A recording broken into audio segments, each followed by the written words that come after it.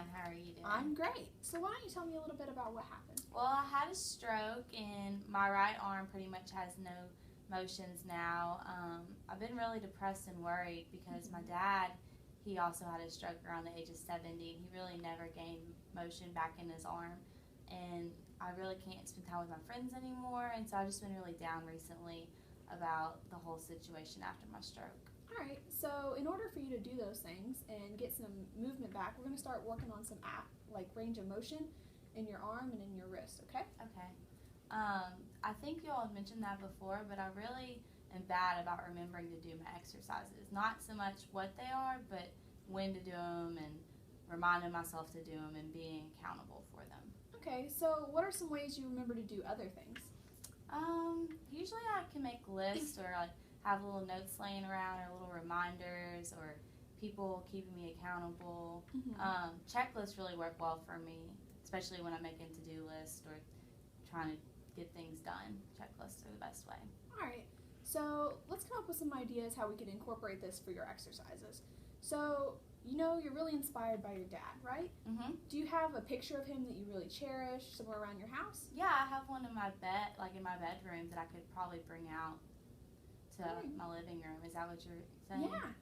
I think you could put that somewhere where you pass a lot and, see your dad, be reminded that, he never got to have motion back in his arm, but you do want your motion back.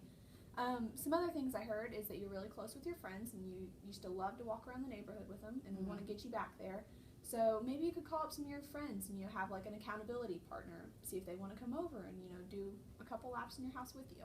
I didn't even think about that. Yeah. And then one more idea that I think we could do is if we had a whiteboard in the front and the back of your house, maybe you could do some check marks so you know how many times you've been forward and backwards in the house that day, okay?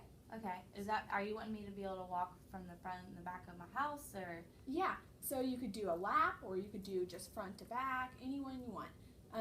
And then if we placed the whiteboard kind of up towards eye level, we could work on getting your arm up, and then when you check it off or put a circle or anything you want, it'd be working on your wrist motion. So let's show you how this would look like. So you'd get a whiteboard. I have a couple laying around. Maybe if you want to do, 5 times that day. And we can increase it? Yeah, and we can increase it as you get better and get more towards walking outside with your friends again. So you've been to the front once, put a check there. Okay. How does that sound? Or a circle? Or a circle, anyone you want. If you wanted to, you could put a heart, triangle, just something to remind you that you've already made that lap today. So you want me to start out doing around 5 times a day, front to back? Yeah, we'll start out at 5, and then as you get better, as you feel like you can do more, we'll increase the number and have you do more laps. And place one in the front of my house and the back of the house? Yeah. Okay, I think that would really work. All right, well, good luck. Thank you.